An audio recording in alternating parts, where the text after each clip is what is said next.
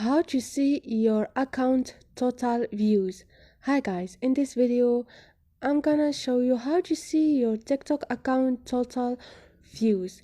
It's so easy and quick.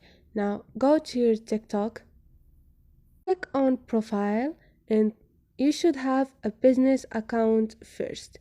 Now click on those three buttons up there and click on business suite and click on analytic.